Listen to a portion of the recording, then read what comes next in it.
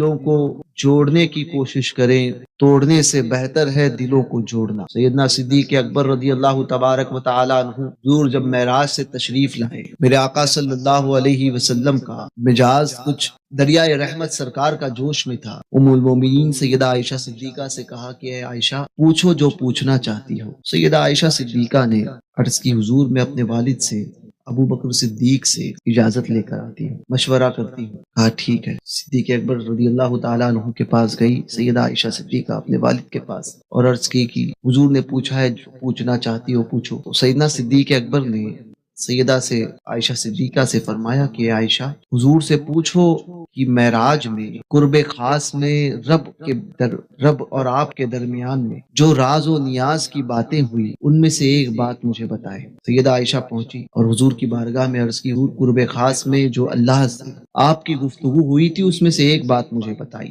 سیدہ نے جیسے یہ بات پوچھی حضور مسکرائے، اس لیے بھی مسکرائے کہ صدیق کا انتخاب۔ کہا سنو اے عائشہ، اللہ نے بہت سی باتیں فرمائی، بہت سی باتیں کی، ان باتوں میں ایک بات اللہ پاک نے مجھ سے فرمائی کہ جو دنیا میں کسی ٹوٹے ہوئے دل کو جوڑے، جو انسان میرے کسی بندے کے ٹوٹے ہوئے دل کو جوڑے گا، مفہوم حدیث بتا رہا ہوں، مجھ پر واجب ہے کہ میں اسے جنت میں داخل، مجھ پر واجب۔ سیدہ عائشہ بڑی خوشی گئی سیدنا صدیق اکبر کے پاس، اپنے والد کے پاس، اور عرض کی کہ حضور نے یہ فرمایا جو کسی ٹوٹے ہوئے دل پر کو جوڑے گا مجھ پر واجب ہے کہ اسے جنت میں داخل کروں۔ سیدنا صدیق اکبر نے اس بات کو سن کر رونے لگے، زاروں قطار رونے لگے۔ سیدہ نے عرض کی حضور میرے والد، یہ تو خوشی کی بات ہے، آپ رو رہے ہیں۔ سیدنا صدیق اکبر رضی اللہ تعالیٰ عنہ ارشاد فرماتے ہیں، عائشہ تم نے سکے کا صرف ایک پہلو دیکھا ہے، دوسرے رخ کو نہیں سمجھ پائی۔ اس بات کا دوسرا مفہوم یہ ہے کہ جو کسی ٹوٹے ہوئے دل کو جوڑے گا وہ سیدھا جنت میں جائے گا، تو اس کا دوسرا رخ ہے کہ جو کسی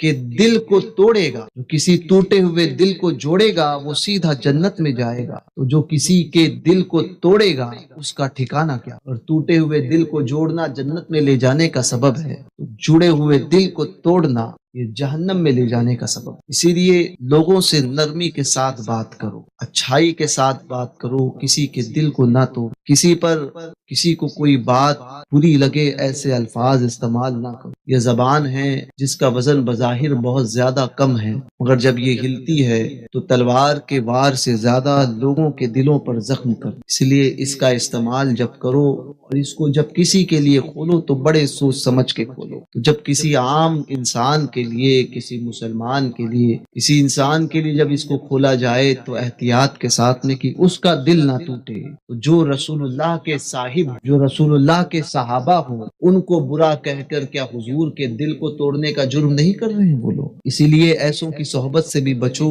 اور ایسے الفاظ اپنے بڑوں کے تعلق سے، اپنے سرکاروں کے تعلق سے استعمال نہ کرو کہ جس سے آخرت خراب ہو، دنیا تباہ ہو اور آخرت برباد ہو۔ اس بات کو یاد رکھو۔